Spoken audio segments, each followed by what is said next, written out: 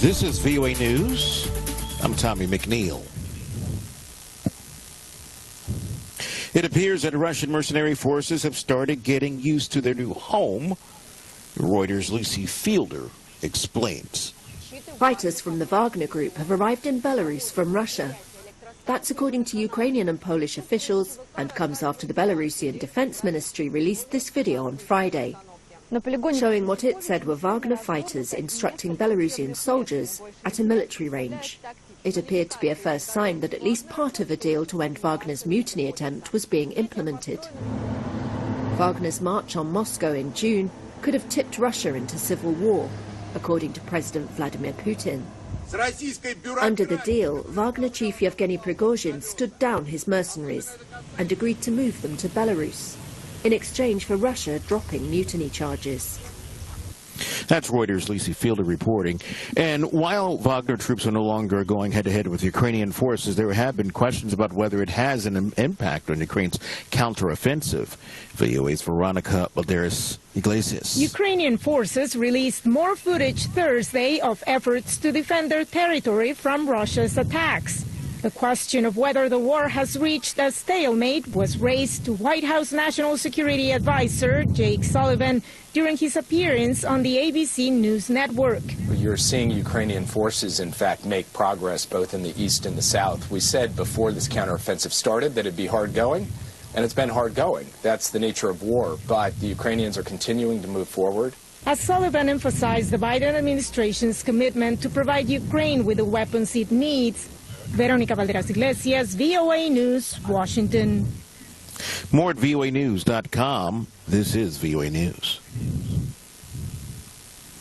Iraq's prime minister is holding talks with Syrian President Bashar al-Assad in Damascus during the first trip of its kind to the war-torn country since the 12-year conflict began.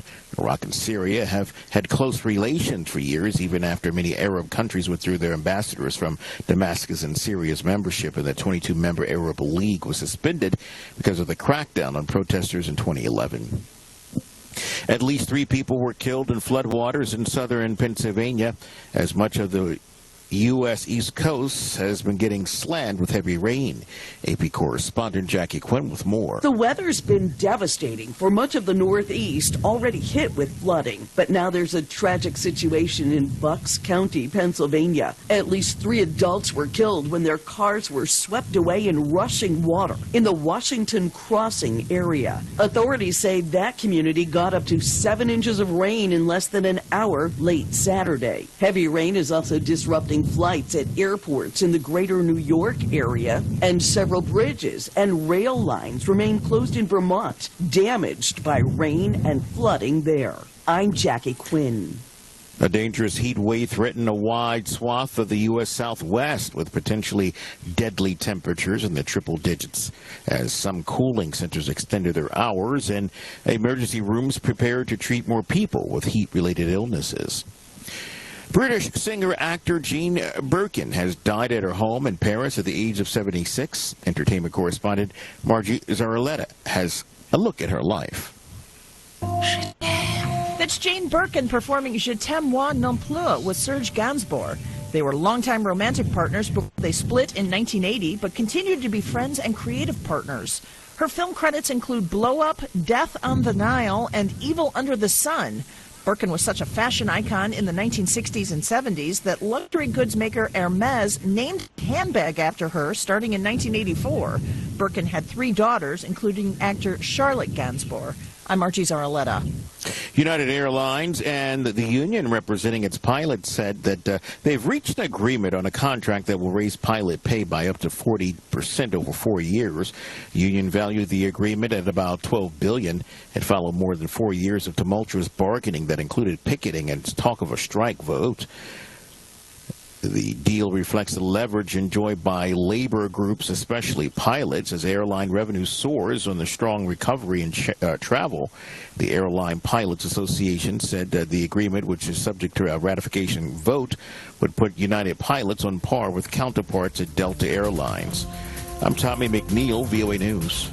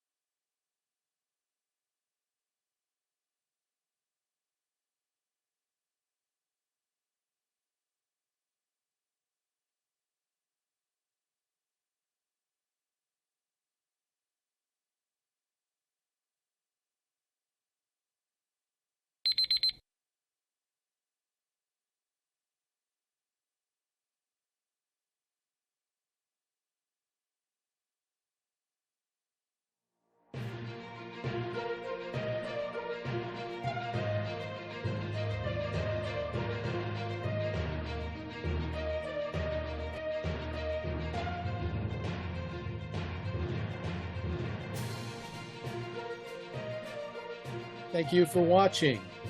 Can you do me a favor? Please leave a comment in the comments section below. That would really help. Thank you, and see you again soon.